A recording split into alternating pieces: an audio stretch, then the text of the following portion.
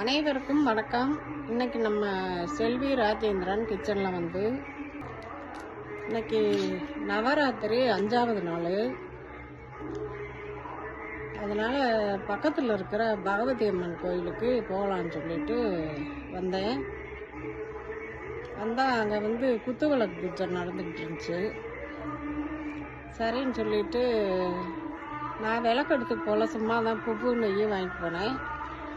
சரின்னு போய் உட்காந்து விளக்கு பூஜை ஃபுல்லாக முடிகிற வரை இருந்துட்டு அப்புறம் பிரசாதம் கொடுத்தாங்க, வாங்கிக்கிட்டு அதான் சரி கடைக்கு வந்துட்டு போகலாம் அப்படின்னு சொல்லிட்டு கடைக்கு வந்தேன். வீடியோலாம் பாருங்கள். நிறைய விளக்கு பூஜைக்கு ஆளுங்க வந்திருந்தாங்க.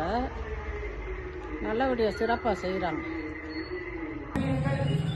சொல்லக்கூடிய ஒவ்வொரு உணர்வுகளும் அழிக்கப்பட வேண்டியது.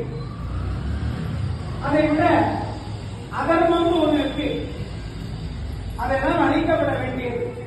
பொறாமை தீயை அழிக்கப்பட வேண்டியது.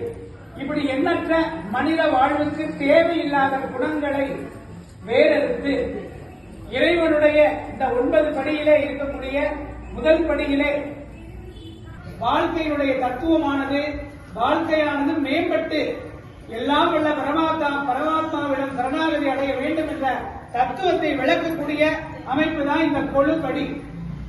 ஆகவே இதுல எண்ணற்ற விதமான தெய்வ திருவுருவங்கள், மனித உருவங்கள், ஊர்வன பரப்பன தாவரங்கள் இவை அனைத்தும் அழகாக அலங்காரம் செய்யப்பட்டிருக்கிறது. இதை போல நமது வாழ்க்கையானது சுத்த நித்த கிரகங்களை சம்ஹாரம் செய்து நாமும் வாழ்க்கையை மேம்பட்டு உயர்ந்த ஸ்தானத்திற்கு போக வேண்டும் அப்படிங்கிற உணர்த்தக்காகத்தான்